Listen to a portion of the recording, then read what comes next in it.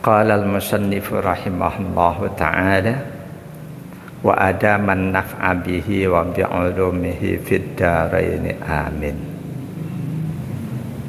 Kita Riyadhus Shalihin masih ada di bab tentang yakin dan tawakal. Hadis ke-78.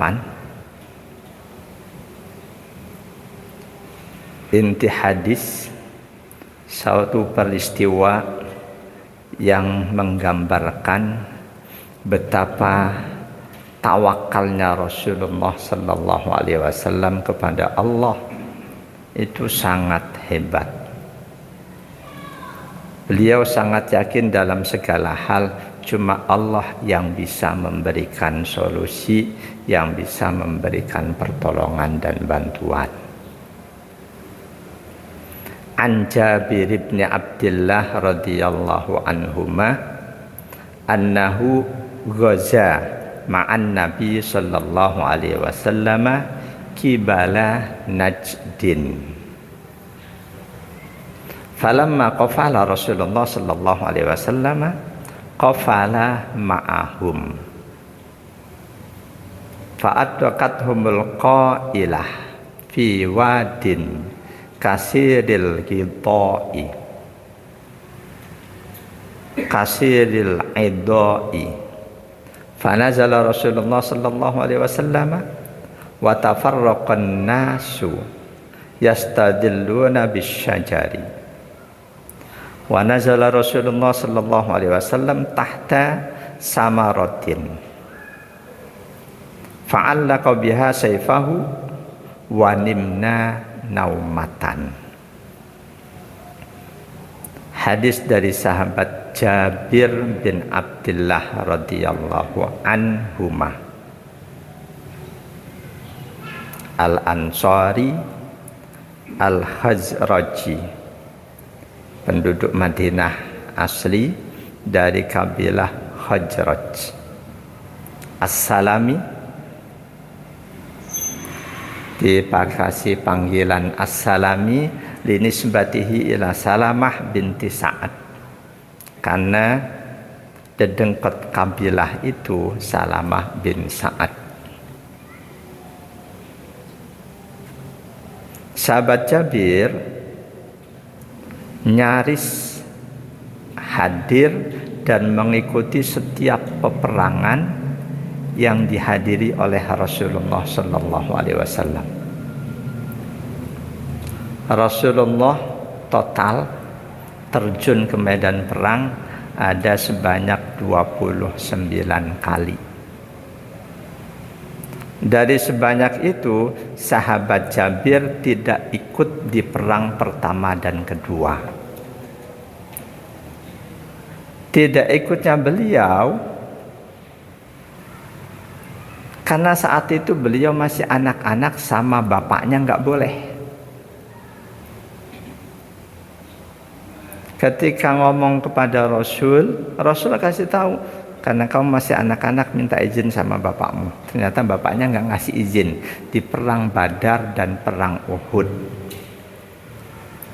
Di saat perang Uhud itu ayahanda beliau syahid. Kata beliau, sahabat Jabir, falamma qutila abi lam atakhallaf an Rasulillah sallallahu alaihi wasallam fi ghazwatin qattu. Begitu ayahandaku wafat, aku sudah jadi pengganti ayah di keluarga. Aku enggak perlu lagi minta izin, justru aku yang ngasih izin buat adik-adik. Beliau enggak pernah lagi meninggalkan setiap momen peperangan yang Rasul ikuti. Beliau, ayahnya, pamannya, semuanya anggota Ashabul Aqabah, utusan dari kabilah Khazraj yang pertama-tama menghadap Rasul. Ayahanda beliau pada saat itu salah satu pembesar kabilah Khazraj.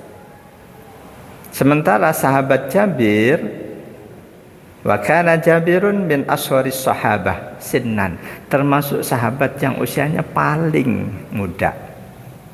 termasuk salah satu yang paling muda selain sahabat Anas bin Malik, unda-undi. Sahabat Anas bin Malik pada mula Rasul datang ke Madinah, beliau usia 10 tahun. Oleh ibunya langsung diserahkan pada Rasul untuk ya apalah terserah mengabdi pada Rasul. Anak-anak lebih banyak mainnya daripada kerja.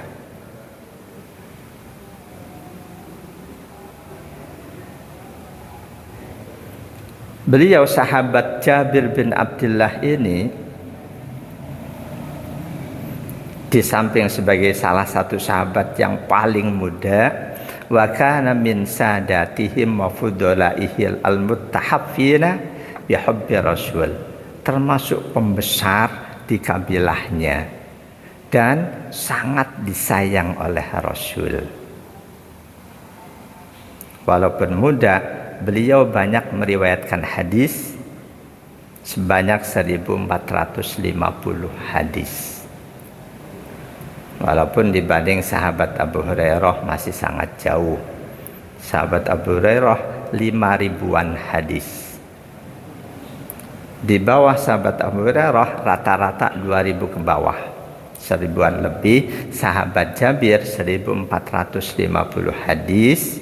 Hadis beliau yang selanjutnya ditakhrij atau diriwayatkan oleh Imam Al-Bukhari dan Imam Muslim 60 hadis. Yang cuma diriwayatkan oleh Imam Al-Bukhari 16 hadis, diriwayatkan oleh Imam Muslim tanpa Imam Bukhari 126 hadis. Yang lainnya diriwayatkan oleh ulama-ulama hadis yang lainnya. Beliau wafat di Madinah, di kota kelahirannya, setelah sempat nikmat penglihatannya oleh Allah diambil. Pada saat beliau wafat, usia beliau cukup panjang, 94 tahun. Saat itu tahun 73 Hijriah. Disolatkan oleh Aban bin Utsman, dan Jabir bin Abdullah ini sahabat terakhir yang wafat di Madinah.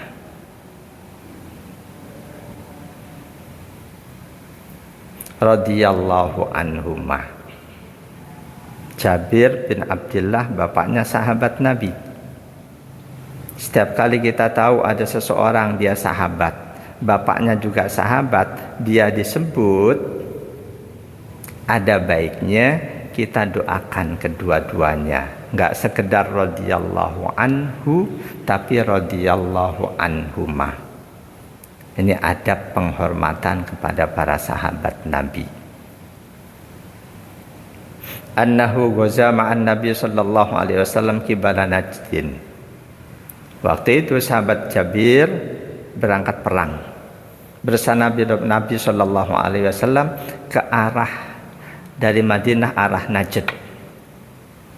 Sekarang nama Najd udah nggak ada, masuk bagian dari Arab Saudi, satu dataran tinggi khusus nama untuk dataran tinggi Najd.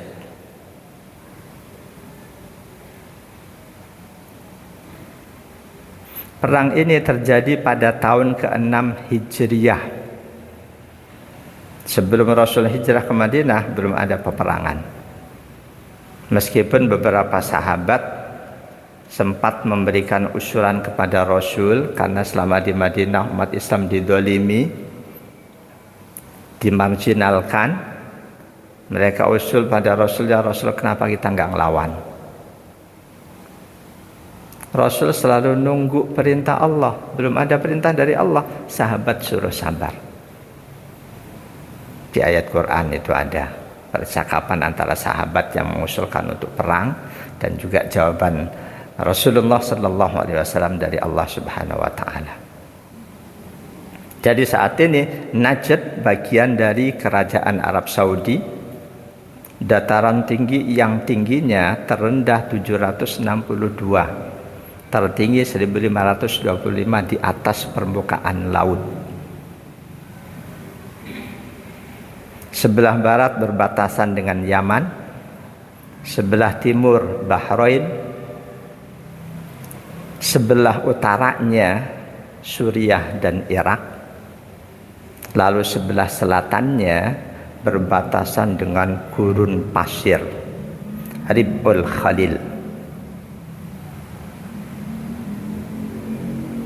Falamma qafala, ketika Rasulullah berangkat pulang dari peperangan ini, qafala ma'ahum, sahabat Jabir ikut berangkat pulang bersama Rasul dan para sahabat yang lain radhiyallahu anhum. Fa'adrakathumul qailah, masih jauh dari tujuan, cuaca sangat panas terik. Mereka mendapati al-qailah, ada dua makna dari al-qailah. Pertama ad-dhahirah, panas terik. Makna yang kedua al-qailah, al-qailulah, disebabkan panas terik Rasul putuskan untuk berhenti istirahat, berteduh. Qailulah, tidur sesaat siang hari. Ini salah satu sunnah, tidur sebentar siang hari, qailulah, yang tujuannya untuk supaya ntar malam tahajud bisa lebih segar.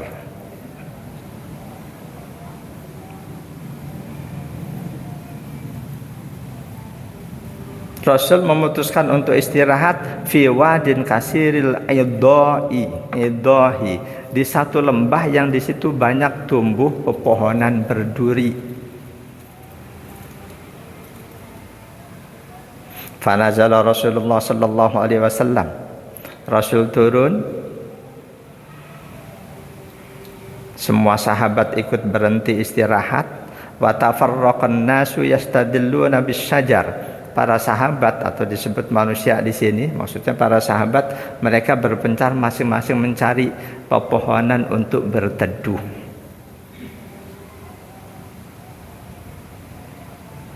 Wa nazala Rasulullah sallallahu alaihi wasallam tahta samaratin. Rasul lebih memilih untuk berteduh di bawah satu pohon namanya samarah, pohon yang duri-durinya lebih besar-besar. Fa'allaqa biha sayfahu, Rasul gantungkan pedang beliau di pohon itu. Wanimna naumatan, kata sahabat Jabir, kami para sahabat saat itu tertidur, capek, panas terik, di bawah pohon tidur.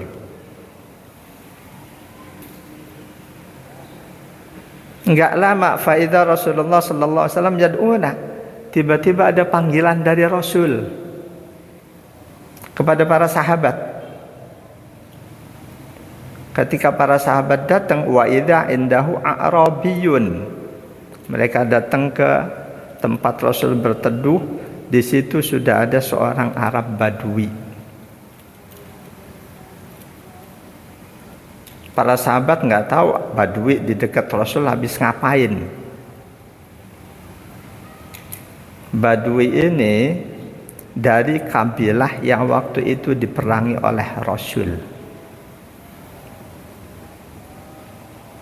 Para ulama sejarah peneliti sebagian menyimpulkan nama Badui itu Gauros, ada yang menyebut juga Gauris,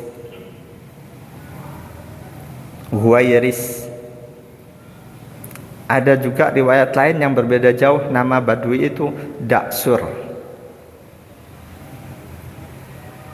Ini kalau seperti ini nggak perlu dimasalahin.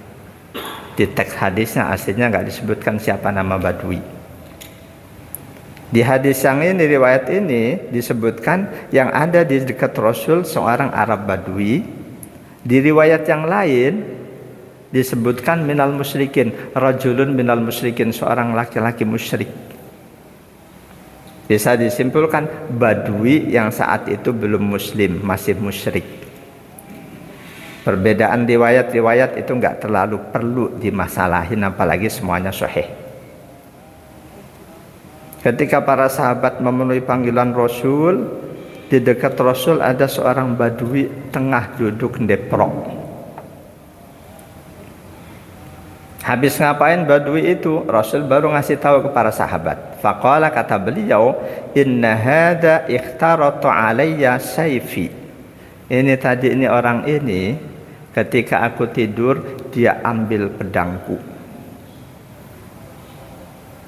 Wa ana naimun, ketika aku sedang tidur.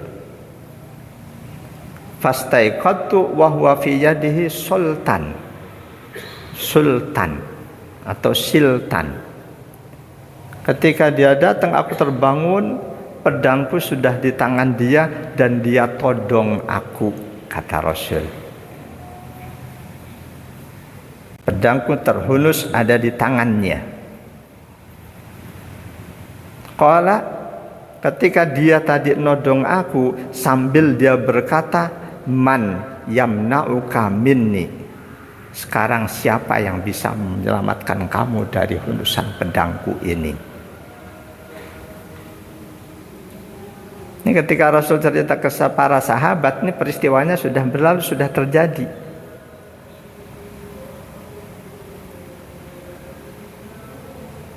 Jadi si badui baru ngomong itu, sekarang siapa yang akan menyelamatkanmu dari tebasan pedangku ini? Di situ terkandung makna annahu la mani'a laka minni. Sekarang enggak ada yang bisa membela kamu, menyelamatkan kamu. Itu bisa dimaklumi di kusuri nadharihi an-nasayfah wal qatil. Dalam pandangan non muslim, pedang itulah yang akan bisa membunuh seseorang. Kita sebaliknya, setajam apapun pedang, sekeras apapun senjata peluru, tetap yang menentukan akan mati atau tidak Allah. Itu yang harus kita yakini. Para sahabat Nabi yang faham agama Islam, yang mantap agamanya, ketika berangkat perang mereka nggak takut ada panah, tombak, segala macam. Karena semuanya itu oleh Allah sudah ditentukan, panah ini akan mengenai siapa, tombak itu akan menusuk siapa, udah ada alamatnya masing-masing. Siapapun yang menghindar, kalau memang alamat tombak ini ke arah dia, pasti dia yang akan kena.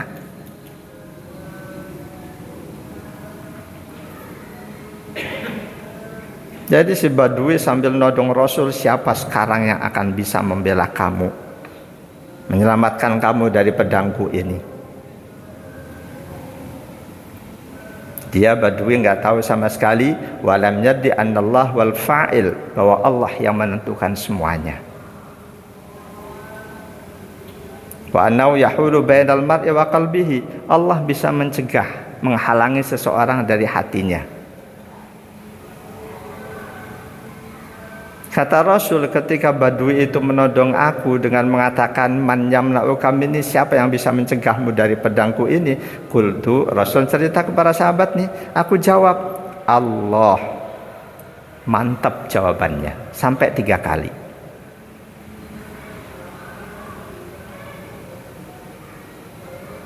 Rasul dalam kondisi kaget, spontan, tiba-tiba ditodong yang ancamannya mati, tapi tetap Allah yang nentuin. Ditanya siapa yang akan membelamu, Rasul nggak ada keraguan, Allah.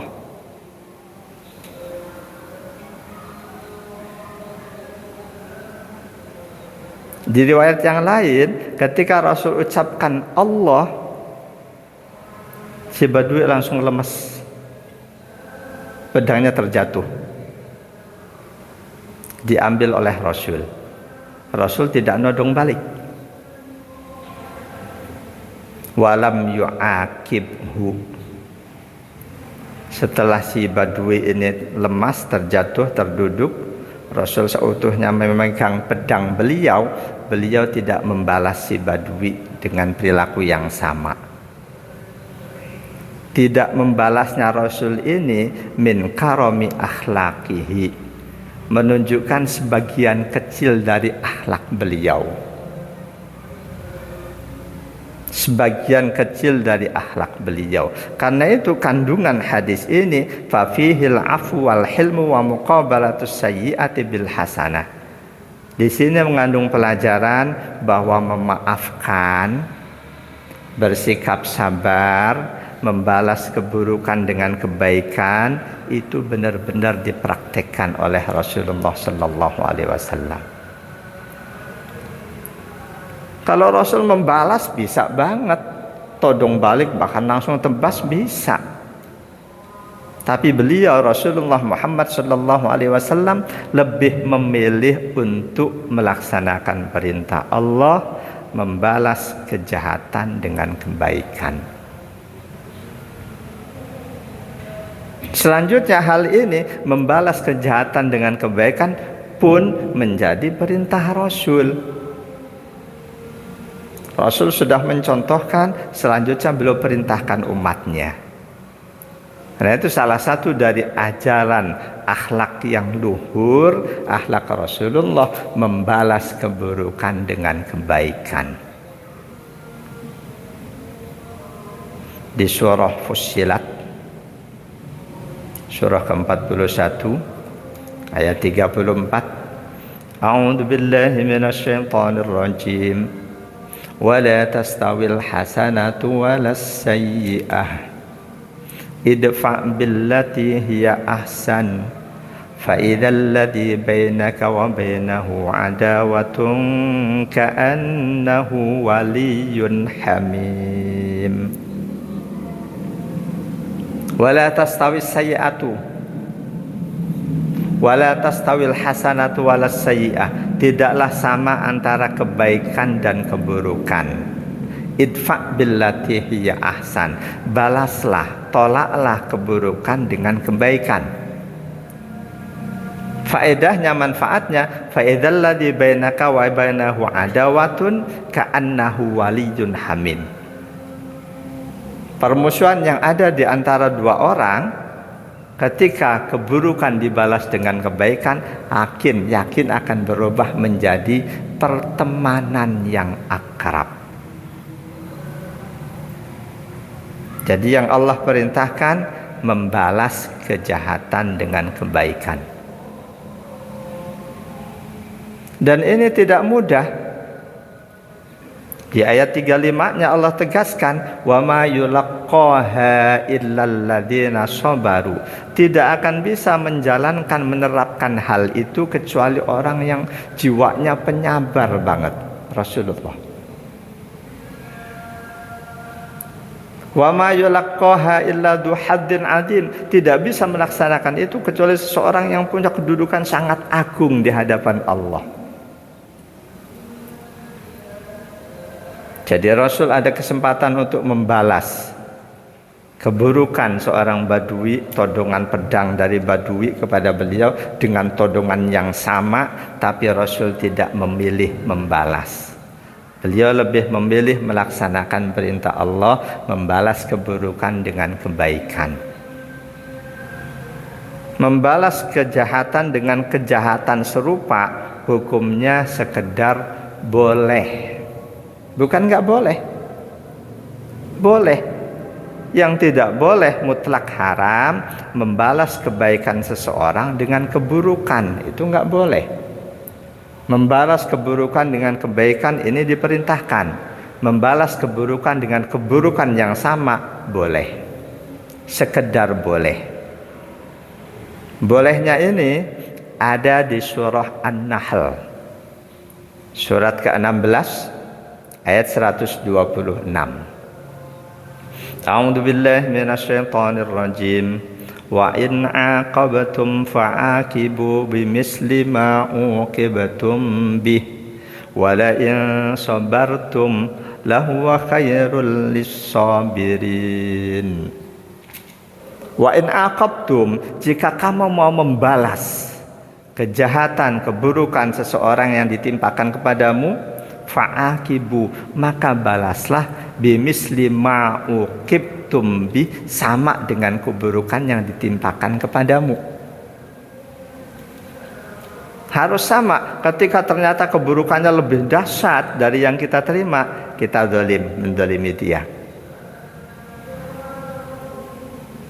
Bahwa ini sekedar boleh, bukan diperintahkan, sekedar boleh membalas keburukan dengan keburukan yang sama, kejahatan dengan kejahatan yang sama. Karena di poin berikutnya, wala in sobartum, dan jika kamu bersabar, tidak membalas keburukan dengan keburukan yang sama, lahuwa khairul lissabirin, bersabar inilah yang lebih baik.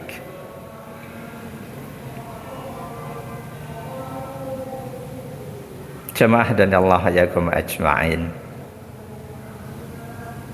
Setelah Rasul ditodong dengan ucapan siapa yang akan bisa melindungimu dari aku, Rasul mantap menjawab Allah. Riwayat lain sampai 3 kali, pertanyaan diulang lagi, Rasul jawab Allah, Rasul jawab Allah, nggak ragu-ragu. Si Badui itu terjatuh, dia lemas. Wajalasa, Rasul duduk, dari semula berbaring, ditodong dalam posisi berbaring. Rasul duduk, si Badui juga dalam posisi terduduk. Disinilah letak tersembunyi pelajaran inti buat kita dari hadis ini. Rasul dalam kondisi kaget dadakan, sedang tidur tiba-tiba dibangunkannya dengan todongan pedang terhunus. Dalam kondisi seperti itu ditanya, siapa yang akan menyelamatkanmu dariku? Umumnya orang dalam kondisi kaget, kalau toh harus ngomong, yang keluar pasti apa yang ada di hatinya. Ketika ada orang dia sering baca Quran, di saat kaget kok yang keluar katakanlah binatang, berarti yang ada di hatinya itu binatang, belum Quran yang dia baca. Jadi apa yang ada di hati itu yang akan keluar ketika seseorang tiba-tiba kaget. Di masyarakat bisa kita ambil pelajaran, ada anak-anak yang terbiasa awalnya latah ngikutin di televisi, dia latah, dikagetin, latah, selanjutnya jadi benar. Ketika kaget beneran, itu yang muncul dari mulutnya. Ketika seseorang rutin berzikir, sampai zikir itu sudah mendarah daging, spontan harus bicara, harus ngomong mulutnya, itu yang akan keluar.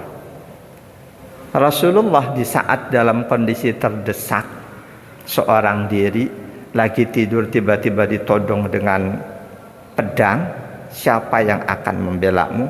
Rasul mantap Allah, karena Allah itu yang selalu memenuhi keagungan Allah, kehebatan Allah, kemahakuasaan Allah, itu yang selalu ada di hati Rasul. Kita pun ketika mantap mengimani Allah, Allah selalu ada di hati kita. Yang maha kuasa Allah, maha membela Allah, maha menjaga Allah, maha memberikan keselamatan Allah, maha memberikan ketenangan Allah, kita mantap. Dan kemantapan itu boleh jadi kita wujudkan dengan senantiasa subhanallah, subhanallah. Andaikan suatu saat kepleset, itu yang akan muncul nama Allah. Boleh jadi yang muncul innalillah. Jadi hadis ini menggambarkan betapa tawakalnya Rasul itu demikian kuat. Dalam kondisi dadakan, terdesak, keluar dari mulut beliau Allah, bukan yang lain. Ketika Allah hadir selamanya dalam hati seseorang, maka itulah yang akan muncul ketika dia dalam posisi harus tiba-tiba terdesak, harus mengucapkan sesuatu. Jemaah dan Allah wa iyyakum ajma'in, si Badui tadi, atau riwayat yang lain, seorang laki-laki musyrik, waqad aslama ba'da hada wa sahiban nabi, pada akhirnya dia masuk Islam. Dia masuk Islam dan dia menjadi salah satu sahabat Nabi. Di riwayat yang lain, masuk Islamnya beliau tidak spontan saat itu. tidak spontan saat itu. Riwayat yang lain ini pun ditulis oleh Imam Nawawi di kitab yang sama. Riwayatnya juga sahih. Salah satu riwayat itu ketika si orang Badui nanya, man yamna'uka minni, siapa yang akan melindungi engkau dariku? Nabi menjawab, Allah. Qala fasaqata as-sayfu min yadihi. Pedang jatuh lepas dari tangan si Badui. Fa akhadha Rasulullah sallallahu alaihi wasallam as-sayfa. Rasul ambil pedang itu. Rasul berbalik, tapi enggak beneran. Rasul todong si Badui itu, man yamna'uka minni, sekarang siapa yang akan melindungi kamu dari pedangku ini? Si Badui itu ngomong, kun khaira akhidin, tolong Muhammad, jadilah engkau sebaik-baik orang yang memegang pedang. Faqala, Rasul tanya, tashhadu an la ilaha illallah wa anni rasulullah, kamu mau mengakui enggak? Kamu mengakui enggak bahwa tiada Tuhan kecuali Allah dan aku Rasulullah? Qala, kata si Badui ini, la, enggak. Pada saat itu si Badui ini enggak mengakui, enggak mau bersyahadat. Walakinni, tetapi uahiduka alla uqatilaka, aku bersumpah, aku berjanji, aku tidak akan memerangi engkau, wala aku ma'a qaumin yuqatilunaka, dan aku tidak akan gabung bersama orang-orang yang memerangi engkau. Fa khalla sabilahu, oleh Rasul dilepaskan ini Badui ini. Dilepaskan pergi. Fa'ata ashabau, dia berangkat, dia temui teman-temannya. Faqala, di hadapan teman-temannya si Badui ini ngomong, ji'tukum min indi khairin nas. Dengan wajah semeringah dia ngomong, benar-benar aku baru saja lepas dari orang terbaik yang aku ketahui. Udah jelas mau membunuh Rasul, ketika atas kehendak Allah dia terbalik, Rasul yang akan membunuh dia bisa membunuh dia, oleh Rasul dilepaskan. Dan si Badui ini berkata pada teman-temannya, aku baru saja keluar dari hadapan manusia terbaik. Jemaah dan Allah wa yakum ajma'in. Dalam kitab As-Sayyarah ditulis Ibnu Sayyidin Nas, beliau menukil asar dari sahabat Jabir bin Abdillah.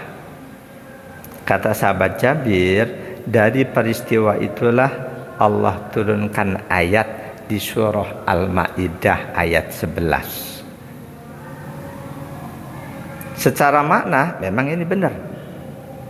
Ya ayyuhalladzina amanu dzkuru ni'matallahi 'alaikum idh hamma qaumun ayyabsutu ilaikum aydiyahum fakaffa aydiyahum 'ankum wattaqullaha wa 'alallahi falyatawakkalul mutawakkilun wa 'alallahi falyatawakkalul mu'minun. Wahai orang-orang yang beriman, ingatlah selalu nikmat Allah yang dianugerahkan kepadamu. Khususnya idhamma qaumun ayyabsutu ilaikum aydiyahum. Ingatlah ketika seseorang menodongkan tangan yang memegang pedang kepadamu. Fakaffa aydiyahum ankum. Allah cegah tangan mereka dari melukai kamu. Wattaqullah, tetaplah kalian selalu bertakwa kepada Allah, takut cuma kepada Allah. Siapapun yang takutnya cuma kepada Allah tidak akan pernah takut kepada siapapun selain Allah. Rasul takutnya cuma kepada Allah.